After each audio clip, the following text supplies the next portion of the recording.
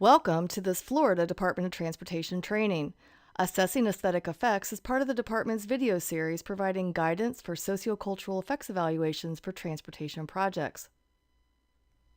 This training has two parts. The first examines issues associated with transportation projects and community aesthetics. The second part describes how to identify and assess aesthetic effects that could result from a transportation project. Let's get started. 6 overarching issues create the framework for sociocultural effects evaluation. Aesthetic effects is one of the 6 issues. SCE Evaluation considers a community's aesthetic appreciation of their environment, including human-constructed, human-influenced, and natural environments. Environmental aesthetics are closely tied to sense of place, and it is well established that sense of place is important to community well-being. Most transportation projects will alter environmental aesthetics in some manner, and these types of effects are a common reason for community resistance to projects. During SCE evaluation, the assessment of aesthetic effects encompasses potential project effects associated with noise, vibration, visual compatibility, scenic vistas and viewsheds, sensitive community focal points, local aesthetic values, and compatibility of project features with the local context. These topics are addressed in the department's SCE considerations. I will discuss each of the SCE considerations related to aesthetic effects, starting with noise. Defined as unwanted or excessive sound, noise is perhaps the most common community concern associated with transportation. Typical annoyances from everyday transportation activities are noise from vehicle engines, exhausts, brakes, horns, and tire pavement interaction. During SCE evaluation, potential noise effects are assessed relative to study area population groups and community resources. Depending on the potential for noise effects and the project phase, the project environmental evaluation may include a separate and more detailed technical evaluation of potential noise effects on human health and the environment. Long-term exposure to some transportation-related noise can cause health effects, such as hearing loss and chronic ringing in the ears. More common is nuisance-level noise that affects living and working environments in proximity to transportation facilities. More information on this topic is available in Part 2, Chapter 17 of the Department's PD&E Manual. Investigation of a community's aesthetic character and potential for effects reveals if the project is compatible with the community's sensitivity to noise. The level of acceptable noise varies by outdoor sound levels, as well as the presence of sensitive receptors such as churches, hospitals, and schools. Even moderate noise levels may be unacceptable in a quiet suburb or near an outdoor venue. Elevated noise levels could interfere with the function of a community facility, impair the ability to carry on a conversation outdoors, and even cause sleep disturbances to residents in nearby homes. Other factors that influence transportation noise levels in a community include the volume, speed, and flow of motor vehicle traffic, the types of vehicles using the facility.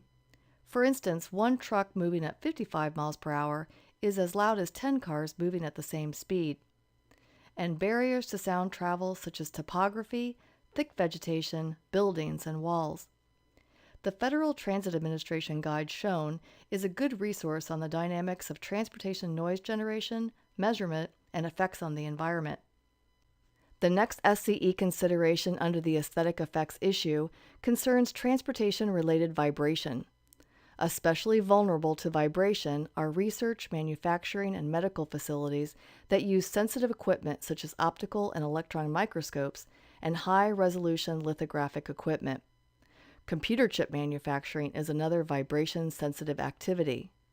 Vibration-sensitive sites include buildings where people sleep, such as homes, hotels, and hospitals, quiet places such as schools and churches, and concert halls and similar facilities.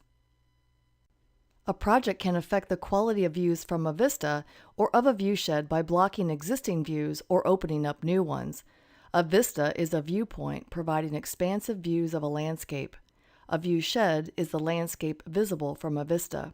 A viewshed can consist of views along a road or the aggregate views visible from a specific site, such as a park, city square, or historic landmark.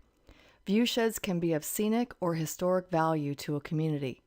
Courts have ruled in the past that scenic resources contribute to public health, safety, and welfare, enhance property values and local economies, and can serve as a foundation of community identity and well-being. SCE Evaluation considers whether a transportation project would blend visually in its context. The placement and design of a project can alter the visual character of the surrounding area. Visual character is the sum product of various visible elements, including land, water features, vegetation, buildings, streets, and other structures. Attention to scale, form, pattern, color, texture, and architectural style can help a project blend visually with a community's physical fabric. How the project will be seen and experienced from community focal points is assessed during SCE evaluation. Community focal points may include central business districts, parks, recreation centers, government buildings, and other places where people regularly congregate. If the project would be visible from a community focal point, especially where it was not previously visible, the potential for adverse effects on the venue's visual character is considered. Also considered is project-related noise that could interfere with the ability to communicate or conduct activities outdoors at these venues. During SCE evaluation, consideration is given to the project's compatibility with the community's aesthetic goals and values. Some communities may have articulated preferences for protecting or enhancing environmental aesthetics in local plans, codes, or design manuals. For example, a designated scenic highway may be addressed by policies in the local government's comprehensive plan and land development regulations. Community aesthetic values will not always be articulated in official government documents like these. In such instances, community values and preferences can be learned about through public outreach. To learn more about scenic highways, please refer to Part 2, Chapter 29 of the Department's PD&E Manual. The final SCE consideration under the aesthetic effects issue pertains to the compatibility of specific project features with the community character. Sometimes a project intended to address a transportation need or minimize a project effect could result in other effects.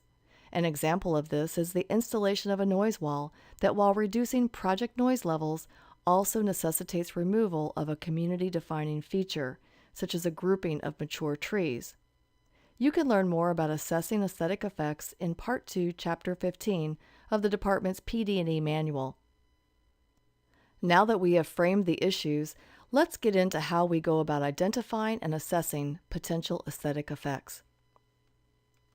Identifying and assessing project effects are performed in Step 4 of the SCE evaluation process. At this point in the process, we will have already completed Steps 1 through 3, which involves reviewing the project information, defining a study area encompassing any areas with potential for aesthetic effects, and collecting data describing the demographics and community resources in the study area. These steps are discussed in more detail in Preparing for SCE Evaluation, a video in the Department's SCE Evaluation training series. Evaluating potential aesthetic effects involves 3 main tasks. Task A, identifying aesthetic resources and determining their level of importance to the community. Task B, assessing potential project effects on those resources, including effects that the community would view as positive or negative, and gauging the severity of any potential negative effects. The first task, Task A, is to review the community information compiled during preparation for the SCE evaluation. This information includes the project information, demographic analysis, community resource data, and prior public input. Through this task, we begin learning about the community, its context, values, and ways of life that could be affected by the project. What is known about a project at the time of the SCE evaluation will be stated in the project description. This information describes the project purpose and need, the general facility type such as a road or a bridge, the existing and proposed facility including the geographic location and extent of project alternatives, and physical features such as the project width or footprint and any other features of significance to the project environmental evaluation. From this information, we examine in the abstract the relationship between the project's physical and operational characteristics and the community context to understand the potential for project effects. The project demographic analysis tells us about the characteristics of population groups in the study area and their physical distribution relative to the project. We need to know about the general resident population as well as workers, business owners, and patrons, and population groups that are vulnerable to community change or that have been historically underrepresented in transportation decision-making. By knowing who is in the study area, we are better equipped to identify and avoid unintentional discriminatory actions. Learn more about preventing discrimination in transportation decision-making by reviewing the Facilitating Equitable Outcomes video series on the department's SCE webpage. In preparation for SCE evaluation, information on a full spectrum of community resources is typically compiled from a resource database, such as the department's environmental screening tool. From database information, select data that identifies aesthetic resources and conditions in the study area, including community facilities, historical and archaeological sites, land cover, and existing land use. Medical and technical facilities data may reveal noise or vibration-sensitive sites in the study area. Special designations may be telling as to a community's aesthetic resources, goals, and preferences. Supplement the database information as needed to fully portray the community's aesthetic resources, character, and goals.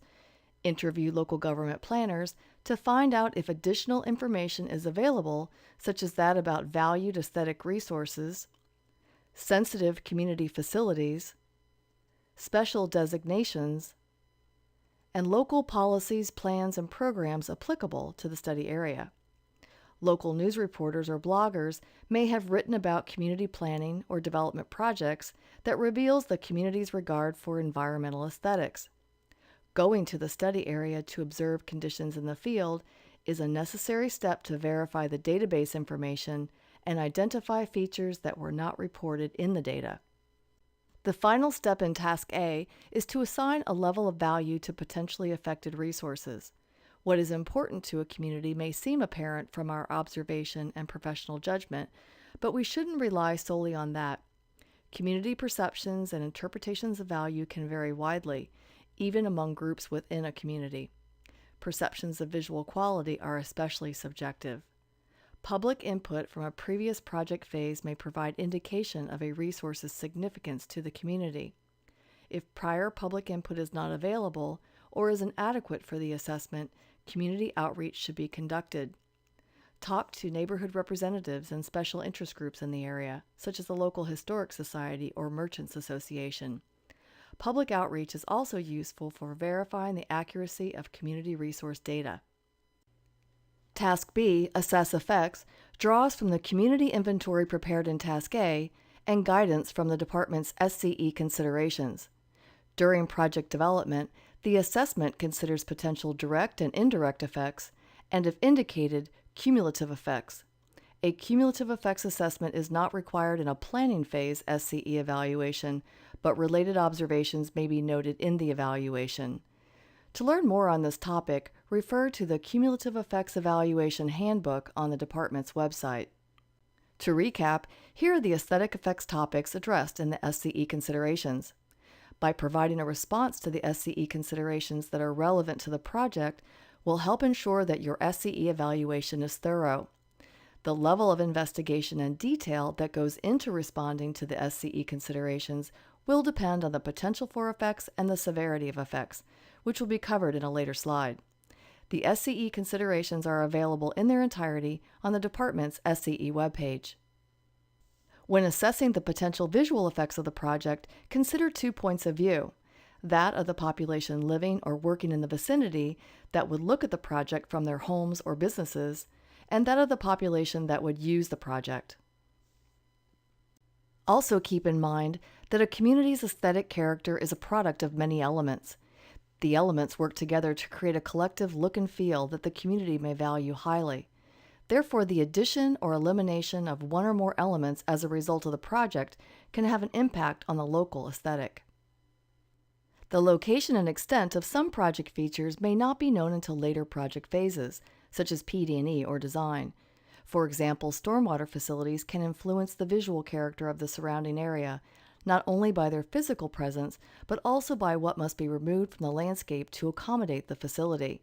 In such cases, a full assessment of associated aesthetic effects will not be possible, but recommended considerations for future phases may be documented in the SCE evaluation. Task C, Gauge Severity of Effects, is the last task in Step 4 of the SCE evaluation process. This involves assessing the character of adverse effects identified in Task B and their relationship to the community context. Consider the type, quality, and sensitivity of the affected resource and its value to the community. Assess whether the effect would be disproportionately distributed among population groups in the study area. Consider the likelihood that the effect would occur, and if it might occur even if the project were not built. Also consider the scale, extent, and totality of potential effects, including direct, indirect, and cumulative effects, and in light of project benefits to the community. The effect's duration or permanence is a factor. An effect may be construction-related and temporary, or permanently change a resource in the community. Severity is also measured by the potential to resolve the effect through practicable mitigation. And finally, when gauging the severity of effects, it is recommended that you don't go it alone. Seek input from the affected community. Project effects may be viewed by the community as the price of progress, or the community may feel that potential effects to an important resource are unacceptable. We will not know for sure how the community feels about the project unless we take the appropriate steps to find out. This concludes the training on assessing aesthetic effects. If you have questions on this or other SCE evaluation topics, please contact Dr. Rusty Ennemoser, State Public Involvement and Community Resources Coordinator. Additional SCE resources are available on the department's SCE webpage. Informational resources referenced in this video are listed on the following slide. Thank you for viewing this production of the Florida Department of Transportation.